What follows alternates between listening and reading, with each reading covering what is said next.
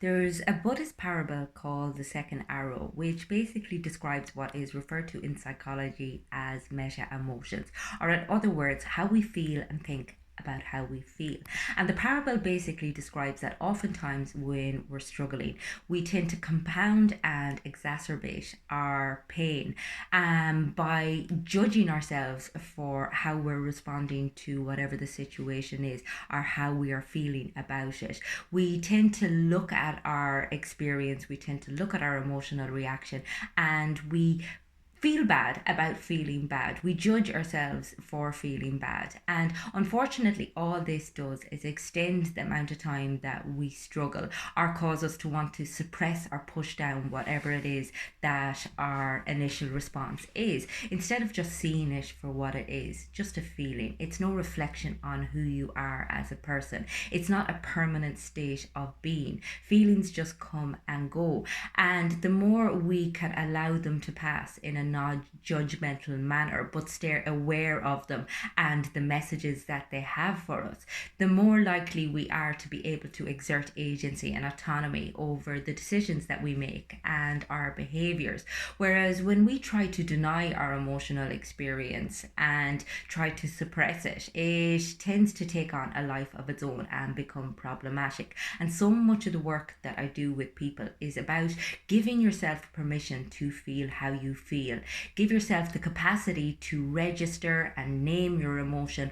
Give yourself the freedom to apply curiosity as to what the emotion is actually telling you, because ultimately all of our emotions are powerful messengers. We just need to be able to tap into them, and being able to tolerate the emotion long enough to regulate it so that it isn't the driving force behind your thoughts and behaviors, that you're able to make an informed and discerning decision about whether or not it's appropriate to act in the way in which you feel compelled to do.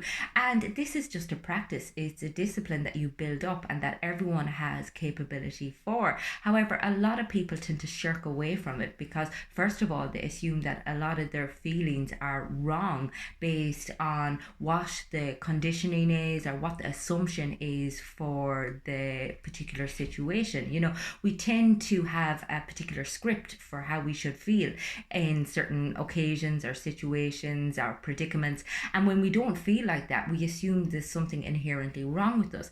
But the thing is, we feel how we feel. I mean, our feelings are basically the result of our conditioning, they're the result of who we are, and we can't control them.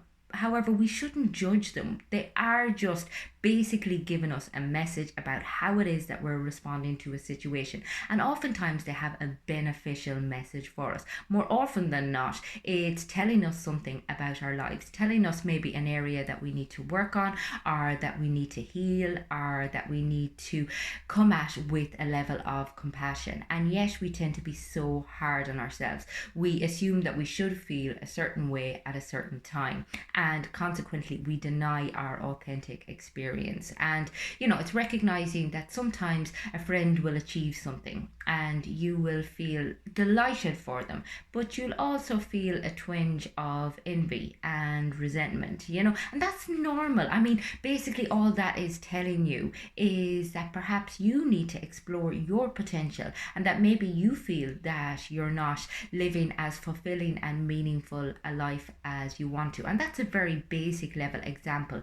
But again, all of the feelings that we assume are bad feelings, such as jealousy, such as anger, resentment, they all have messages for us, and we need to be able to tap into them. We need to know, okay, is there something that I need to change about my circumstances, or is there something that I need to change about my internal thinking or the way in which I'm responding? Is it possible that I'm being influenced by my past experiences, by past pain? And again, if we can just tolerate that discomfort for a few minutes, it gives us that little bit of time to actually do things differently, to think differently, as opposed to either pushing things down or being highly reactive without giving it much thought.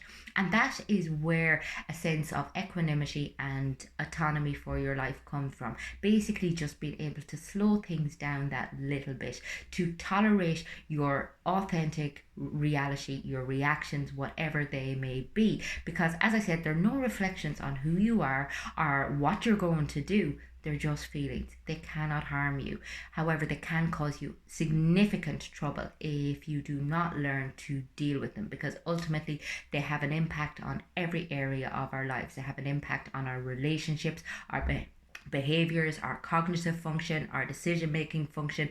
So the more we build our regulatory skills, the more we're able to do the work of giving permission to feel what we feel, being able to register exactly what it is, give it a name, to regulate it, to apply a level of curiosity to it, and then to allow it pass, the more likely we are to not be consumed by our emotional experience and not feel like as if life is something that is happening to us instead of happening for us. I hope everyone's having a great day. I'll talk to you again soon.